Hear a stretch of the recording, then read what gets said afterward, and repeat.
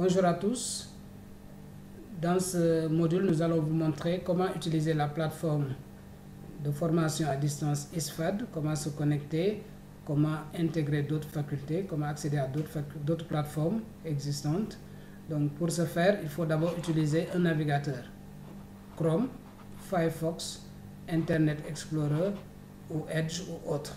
Donc, par exemple, si nous prenons le navigateur Edge, on vient sur la barre d'adresse et on tape fad.ucad.sn.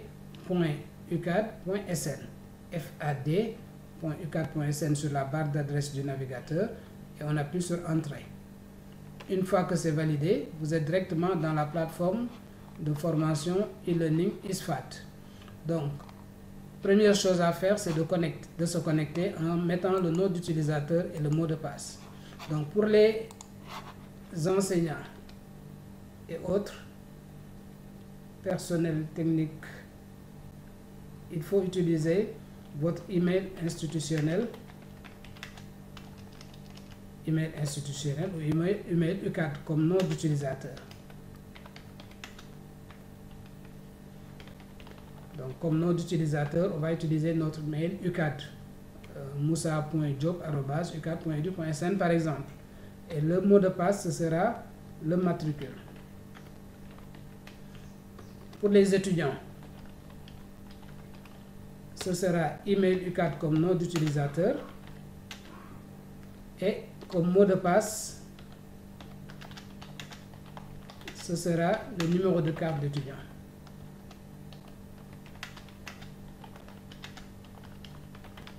Donc, pour les enseignants et personnels administratifs techniques associés, ce sera le nom d'utilisateur, ce sera l'email institutionnel, email UCAD. Le matricule sera le mot de passe. Pour les étudiants, le nom d'utilisateur, c'est l'email UCAD. Le mot de passe, c'est le numéro de carte d'étudiant.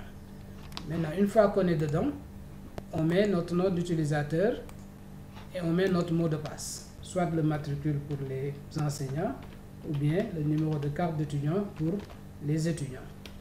On clique sur la flèche ou bien on appuie sur Entrée pour se connecter. Voilà, et là on est dans la plateforme de formation, on est connecté maintenant. Si nous voulons, il y a deux parties. Il y a les cours transversaux, mais il y a aussi la continuité pédagogique.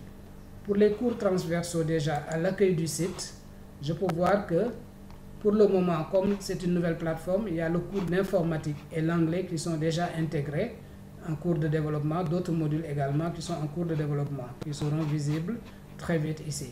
Donc pour les cours transversaux, nous avons informatique, anglais, d'autres cours vont s'afficher également.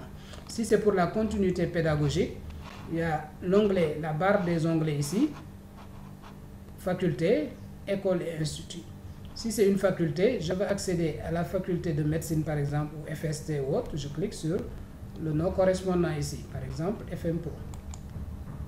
Une fois qu'on clique sur le nom de la faculté, vous êtes directement dirigé dans cette plateforme de cours en ligne de la FMPO. Donc, qu'est-ce qu'il faut faire? Il faut se connecter.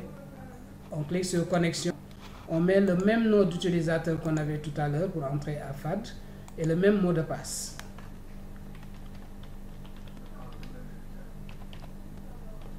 On clique sur connexion ou bien on appuie sur Entrée et vous êtes dedans maintenant dans la plateforme. Et dans cette plateforme, par exemple de médecine, si on est dans l'accueil du site ici, on peut voir les catégories de cours, médecine, pharmacie, odontologie, etc. Donc, dans la catégorie médecine, par exemple, je peux dérouler ici pour voir les sous-catégories. Pour la formation initiale, pour la formation continue, je peux refermer pour voir pharmacie, formation initiale et les différentes licences, master, doctorat qui sont déjà dedans. Si nous revenons ici à l'accueil au niveau de tableau de bord par exemple, de la faculté de médecine, on peut voir par exemple pour le cours d'informatique comment c'est formé un cours. Si on clique sur informatique, on a ce module-là, travailler dans un environnement numérique évolutif. Vous avez le résumé, l'objectif général, les objectifs spécifiques, le syllabus du cours, et les chapitres, les différents chapitres. Par exemple, le chapitre 1 avec ses supports. Chaque chapitre contient des supports. Il faut lire le support d'abord, c'est comme le support de cours.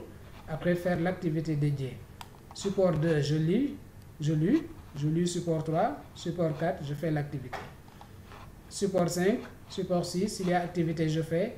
Maintenant, chaque fois que je termine la lecture des cours, il y a une petite évaluation sous format QCM que l'étudiant doit faire pour valider le chapitre 1 pour accéder au chapitre suivant, le chapitre 2. Chapitre 2, même principe. On lit les supports, on fait les activités, on lit les supports, on fait les activités, on fait l'évaluation du chapitre 2. Ainsi de suite jusqu'à la fin des chapitres. Et tout à fait en bas, nous aurons l'évaluation finale.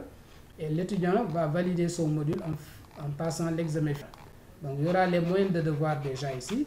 Maintenant, à la fin, il y a le test final que l'étudiant doit faire pour valider ce module informatique. Donc, voilà comment se connecter dans la plateforme et accéder à d'autres plateformes. Et n'oubliez pas toujours de vous déconnecter en cliquant sur votre profil et sur déconnexion.